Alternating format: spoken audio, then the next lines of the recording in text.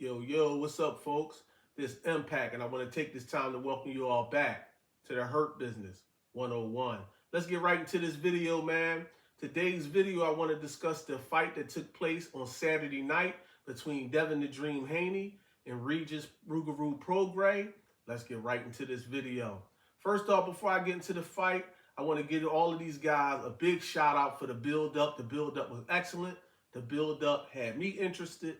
A lot of casual boxing fans were interested because these guys were not necessarily what you want to call household names, meaning people that aren't really into boxing do not really know who these guys are because they haven't really broke out into superstardom. More people know Devin because, you know, his father does a good job of being outspoken and saying whatever to promote his son. And, you know, so he does a pretty good job, especially with Devin being a young up-and-coming fighter and Regis being like at the tail. He's 34 years old, so he's not in the early age where they'll be doing a lot of promoting for him. For him, it's just he had the belt trying to sustain and maintain and keep his title and stuff like that. So, you know, he's not like a star. But they did an excellent job. Bill Haney, Devin Haney, Regis Prograis, and his strength and conditioning coach. I don't even know his name. This is my first time really hearing from him, but y'all did one hell of a job, and I want to commend y'all for that. Let's get right into the fight. First off, the fight took place, and it was pretty much how I thought it would be. Devin Haney came in laser focused. You could look in his eyes when they were fighting, and this is one of the things I pay attention to. I try to see which fighter is really locked in and staying in the moment. And when I mean staying locked into the moment and staying focused, if you watch Devin Haney in all of his fights, Devin Haney rarely paying attention to anything that's going on. He don't look at the ref. He don't pay attention to anything outside the ring. Watch his eyes. I always look at a fighter's eyes when they're fighting. And this is for guys that are like counter punches, fast guys that depend on their reflex. These guys in particular definitely have to stay laser focused because they're not the one punch guys and they counter punches. So they have to be able to stay locked in on their opponent and eliminate distractions for themselves. Devin Haney's eyes are fixed on every movement. They were fixed on every movement Regis Prograis made. And you can tell because every mistake Regis made, Devin Haney capitalized on it. There were very few times I could point out like, oh, it was something open right there and he didn't go for it. Very few times, and that's rare because a lot of guys miss opportunities and I'll see them. And clearly I'm on the outside of the ring. I'm not in there.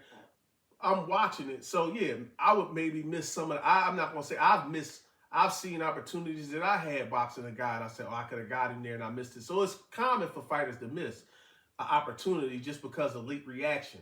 But Devin Haney was so locked in that every opportunity he had to make Regis pay for a mistake, he made him pay for it. Every time it looked like Regis had a little mental lapse and dropped his hand or came in to throw one punch and didn't have his other hand at home, Devin made him pay for it. You know what I'm saying? Like, and he was laser focused with his being locked in. And I seen that type of focus in like Floyd. These guys force you to stay with them. If you don't stay with them, they'll make you look like a fool. And then once you start getting frustrated, you make more and more mistakes, and these guys just pick you apart. One thing I definitely noticed was Haney's really sharp jab. His sharp jab definitely, he established that early and often, and it looked like it had Regis hesitant to try to come in, to try to, close the distance on him a little bit. He was trying to be more measured in closing the distance, and I didn't believe in this fight. This was a time for him to sit back and be measured, trying to find his way in. He had to go to Devin Haney and try to rough him up, and he didn't do that. And, the jab was part of the reason. Second thing, Regis is southpaw. Devin is a right-hander. They should have been jockeying for position. Devin's left foot is his lead. Regis's right foot is his lead, meaning they're on the same side. So Devin is moving to his left to establish outside position with the lead foot. And what is Regis doing?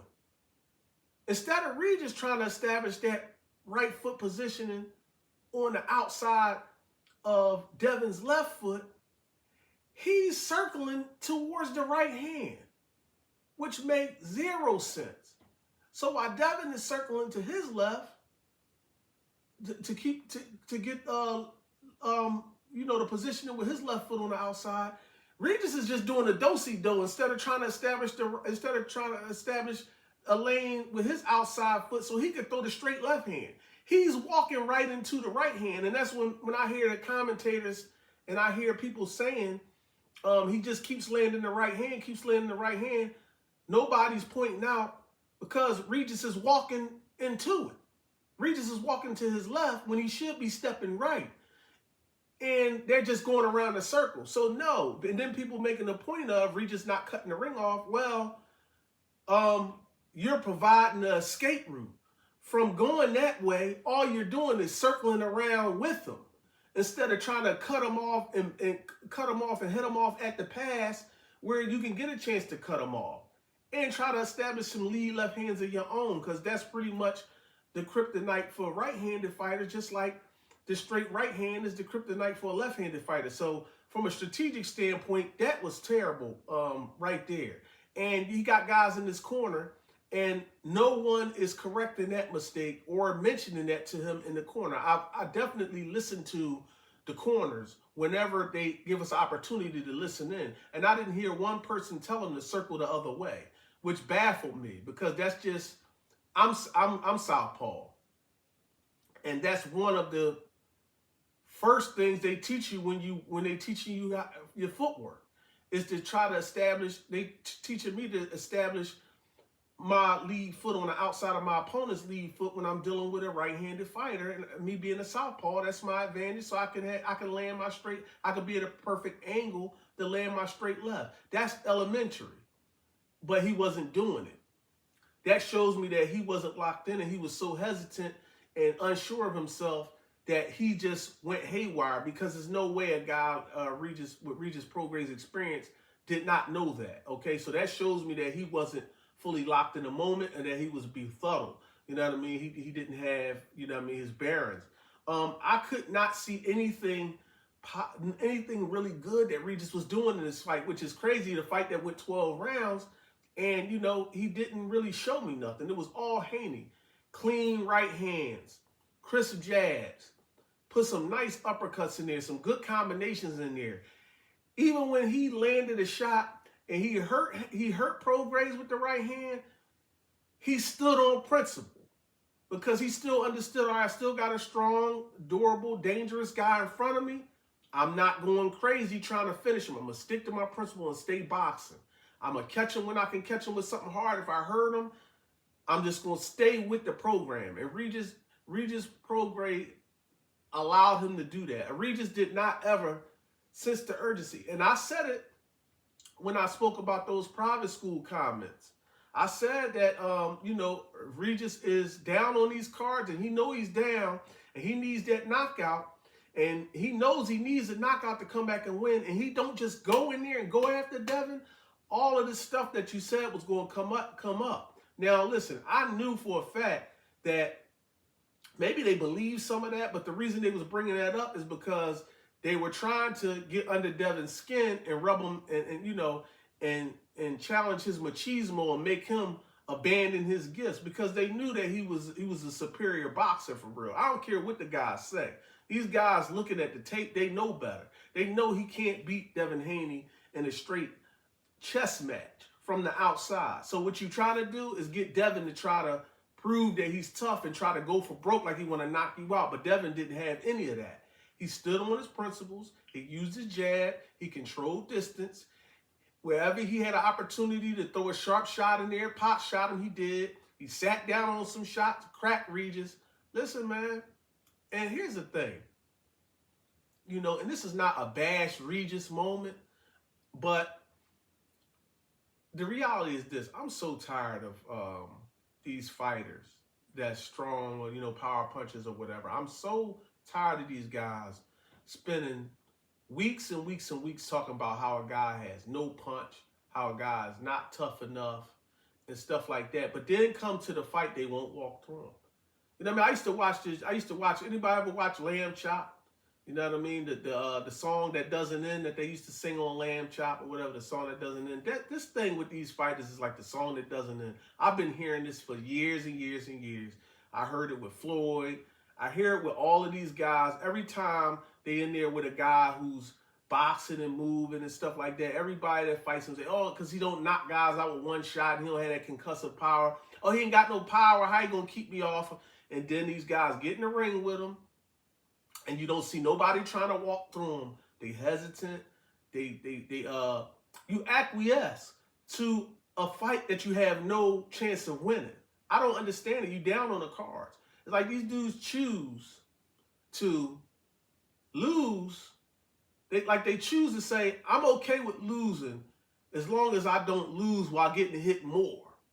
Like, you're not ever trying to win. You got to go in there and try to take it. And Regis never had the body language.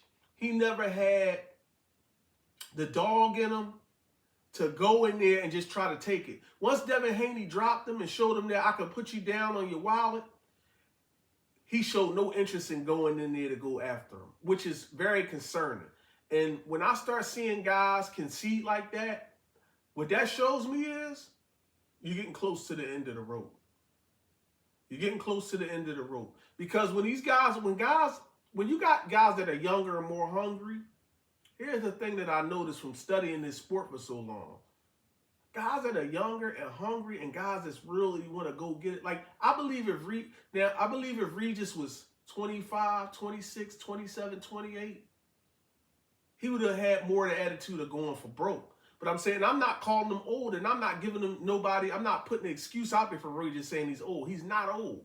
But, you know what I mean? You got to be, he wasn't willing to go there. That's telling me that, not age-wise, but mentality-wise, he's not willing to go where he need to go.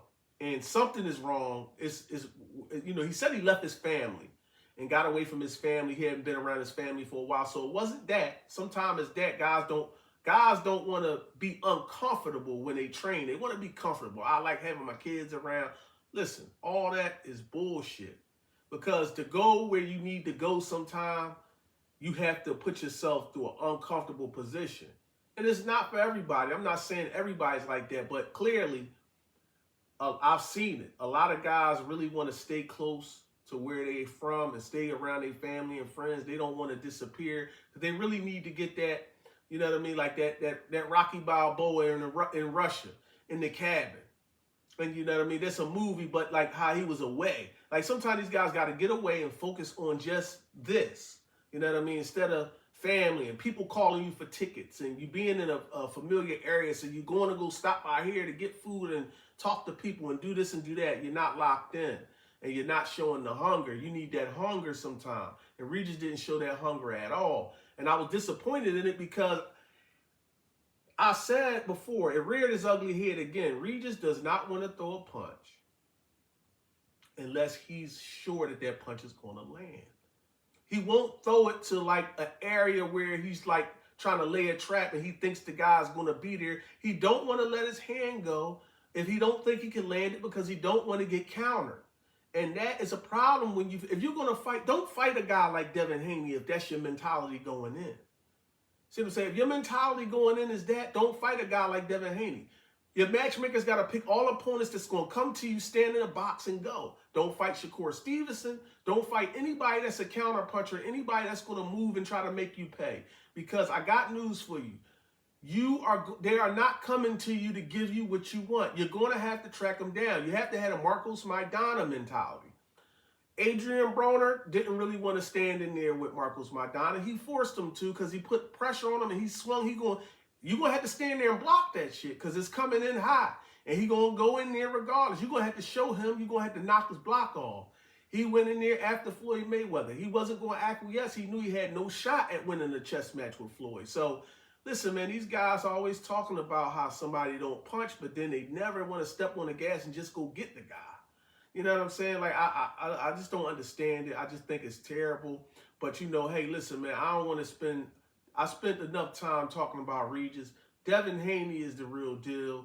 He learned a hell of a lot from that fight against Vasily Lomachenko. And for those thinking just because Devin Haney, had some trouble against Lomachenko, saying it wasn't just because of the southpaw thing.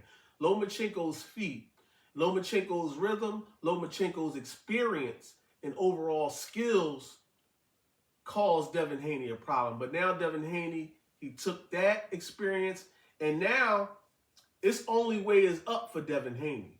And Devin Haney is going to be a problem for a while. As long as he can continue to do that and stay consistent, he got a really bright future, and he's going to definitely be a pound-for-pound star and a champion, no doubt about it.